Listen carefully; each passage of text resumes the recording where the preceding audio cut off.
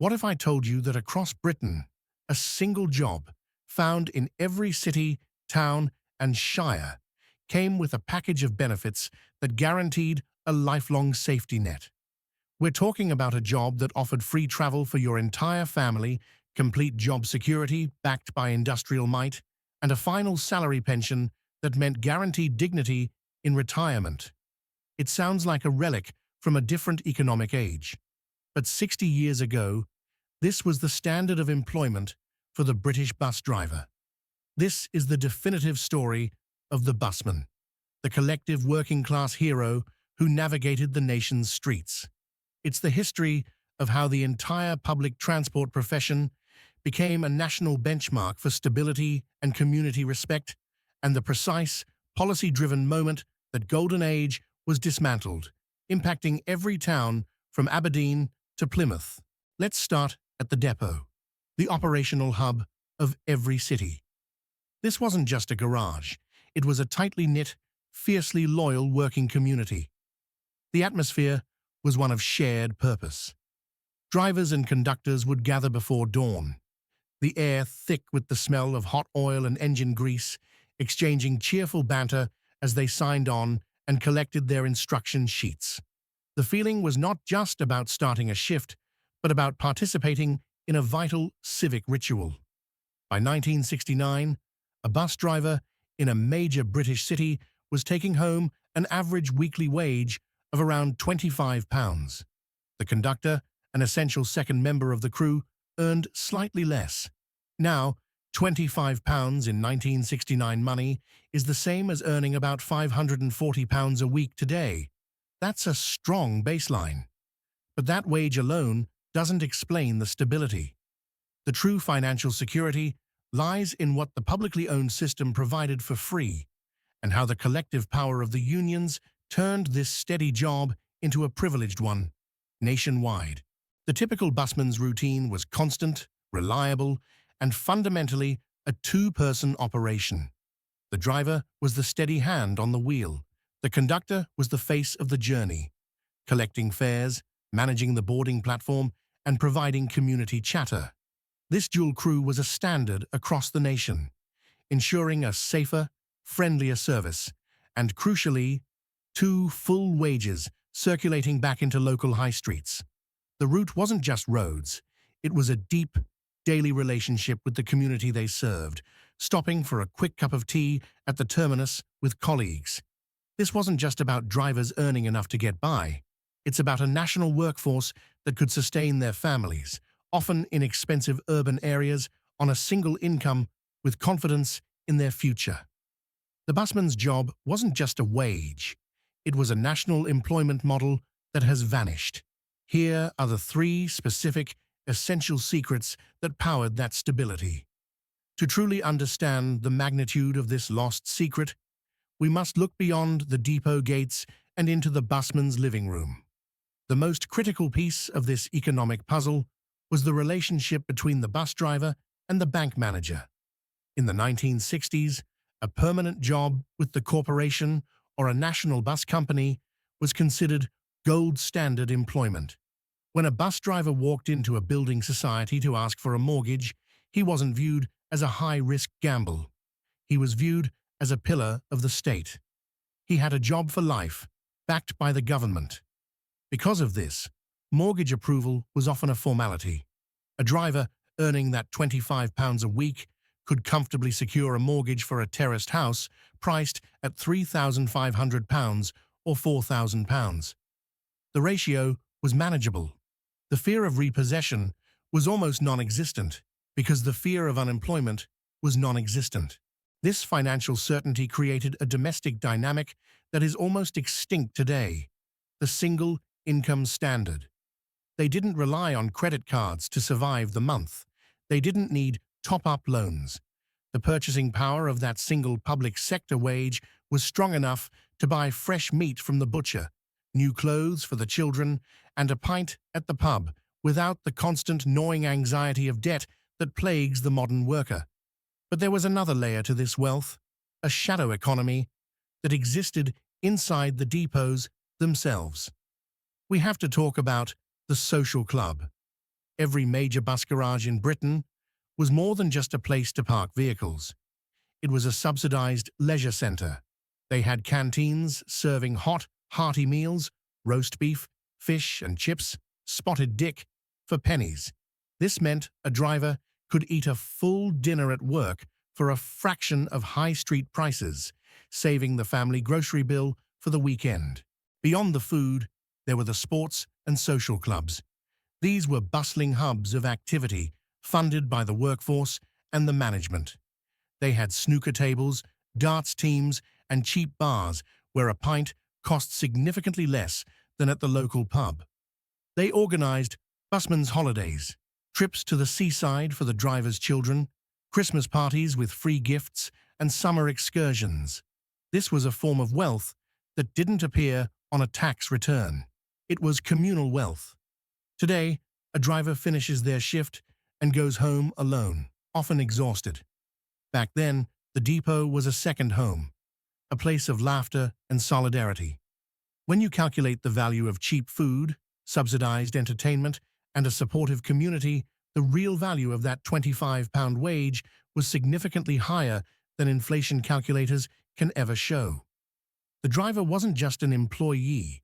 He was a member of a protected, thriving industrial tribe, and this tribe commanded respect. When a bus driver walked down the street in his uniform, the peaked cap, the badge, the crisp jacket, he was recognized. He wasn't an anonymous gig worker. He was the man who took the factory workers to the plant, the children to school, and the nurses to the hospital. This social standing, combined with the economic security of the era, gave the British bus driver a sense of pride that has been systematically stripped away by decades of efficiency drives and cost-cutting. The first pillar was the ultimate family benefit: guaranteed mobility. Every driver and conductor, whether working for London Transport, a municipal operator like Manchester Corporation Transport, or a national bus company subsidiary, and their immediate family received free and unlimited travel across their network. This was more than a perk. It was a major economic subsidy for the working class. The annual value of these family passes, for a family of four, could easily amount to over £4,000 in today's spending power. This money wasn't spent on commuting or local errands. It remained in the family budget, available for the mortgage or saving up for a holiday. For the busman's partner, this was freedom. She could attend evening classes, meet friends across town, or take the children to the far side of the city without counting the pennies. This guaranteed mobility was a fundamental lift on a family's budget that today's bus driver simply doesn't receive to the same extent. It was a clear, material acknowledgement that the workforce that facilitated national movement should be given full access to it. This collective benefit was an economic powerhouse for thousands of households across the country, making an expensive city life suddenly affordable. The free travel wasn't just a benefit, it was respect in the form of guaranteed mobility and convenience. The second pillar was collective power and the profound social respect it commanded. The busman's job wasn't protected by a contract alone. It was protected by the concentrated might of the Transport and General Workers Union, TGWU, one of the largest and most influential unions in the country. The union ensured that if a driver was unfairly treated anywhere, whether in Birmingham or Glasgow, the entire garage could act collectively. This security wasn't just about wages. It was about dignity and industrial leverage. The TGWU was deeply involved in establishing safety standards, ensuring clean working environments, and guaranteeing predictable working hours. It meant that transport workers were indispensable stakeholders, not easily disposable employees. This national power also guaranteed the highly prized overtime rates. Public transport runs constantly, and the union ensured that working weekends, holidays, or late shifts meant premium guaranteed pay. The driver didn't need a second precarious job to make ends meet. They just worked a few extra hours on their existing, secure job for guaranteed double time. Crucially, the busman had social standing. His uniform was a badge of honor. As a public transport worker, he was a pillar of his local community, known and respected by the passengers he served.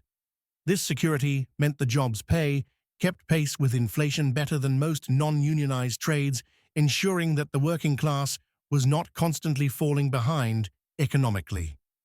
The profession was a respected trade, a secure career path, which is why a bank was happy to lend the busman money for his house. But the biggest, most fundamental secret of the mid-20th century British transport profession was the final salary pension scheme. This benefit, largely funded by the public operators, meant that every bus driver knew from the moment they started their career that their retirement income would be based on a fixed percentage of their final salary, regardless of the fluctuating market or economic downturns. They didn't have to worry about the stock market. They didn't have to pay a financial advisor. They simply had to do their job, and the state or the municipal authority guaranteed their future income. This bedrock of security is the single biggest missing piece for the modern working man. For these workers and their partners, this meant they could plan their lives, their holidays, their children's education, their final years, with absolute unwavering certainty. This guaranteed pension security allowed for sensible financial planning, knowing that the work they did on the nation's roads was not just paying for their present, it was fully funding their future. So what happened? How was the secret of stability lost on a national scale? The road to the modern bus driver's reality began decisively in the mid-1980s with the Transport Act 1985, which forced the deregulation of the bus industry outside of London. The new national objective was fierce competition. The reality was fragmentation. Instead of thousands of drivers working for secure, often municipal employers, routes were carved up among multiple private companies, all competing to offer the lowest fare. The shift was immediate and brutal. The expensive benefits, the final salary pensions, the generous overtime, and the dual crew system were the first casualties. Private companies introduced single-person operations and thin, insecure contracts, shattering the union's national power and dissolving the very foundation of the job's security. The role of conductor vanished, merging two full-time jobs into one, with only one wage being paid and far greater stress placed on the driver to handle cash, tickets, traffic, and passengers simultaneously. The inevitable consequence was that the only place they could cut costs was the pay and the comprehensive benefits that made the worker's life secure. The profession, once a pillar of working-class dignity, was now a high-pressure, low-margin job. The 1960s busman was driving a vital public service and was paid for it.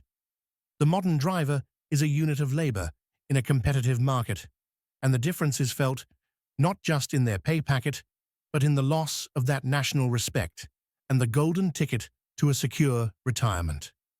What do you remember about the days of the conductors and the unified transport system? Did your family's financial stability rely on a job like this? Let us know in the comments below.